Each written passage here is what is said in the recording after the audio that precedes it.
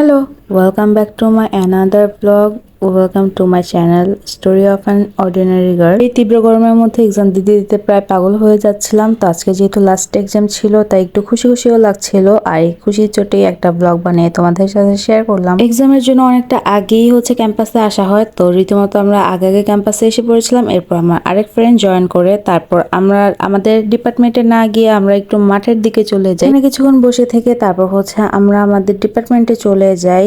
আর পরীক্ষার অনেকটা সময় বাকি থাকায় অনেকে বসে তাদের মতো সময় কাটাচ্ছে, অনেকে পড়াশোনা করছে। যেখানে স্টিল আমি ভাবছি কখন পরীক্ষা শেষ হবে আর বাসায় যে একটা ঘুম দিব। এই পরীক্ষার জন্য ঘুমও ঠিক মতো হয়নি, টানা পরীক্ষা ছিল তাই একটু প্রেশার পড়ে গিয়েছিল বেশি। আর সেদিন এত গরম পড়েছিল যে পরীক্ষা শুরু হওয়ার থেকে পরীক্ষা শেষ হবে কখন সেই চিন্তায় ছিলাম আমি। তো যাই হোক, আলহামদুলিল্লাহ পরীক্ষা শেষ হয়ে গিয়েছে আর ভালোভাবে পরীক্ষা শেষ হয়েছে। এরপর গিয়েছিলাম আমাদের কলেজের পাশে যে দোকানগুলো বসে, সেখানে আমার ফ্রেন্ডের কিছু জিনিস কেনা ছিল। তো সেখানে গিয়েছিলাম বেসিক্যালি তার সাথে। সে এত চুজি বলার বাইরে, সে এতগুলো শেড দেখেও তার কোনো শেডই পছন্দ হচ্ছিল না। তো ফাইনালি শেড পছন্দ করে নিয়ে নিল।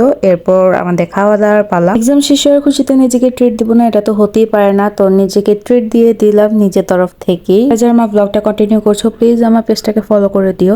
তো এরপর আমার চিরচেনা গন্তব্যের উদ্দেশ্যের জন্য আমার অপেক্ষারত। সেদিন মঙ্গলবার হওয়ার নিউ মার্কেট অফ ছিল, তাই এত বেশি ফাঁকা ফাঁকা লাগছিল আর দেখেও ভালো লাগছিল।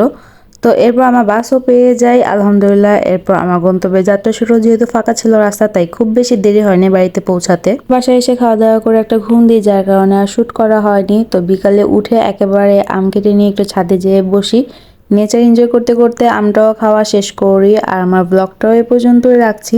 নেক্সট ব্লগে দেখা হবে, ততক্ষণের জন্য আল্লাহ হাফেজ।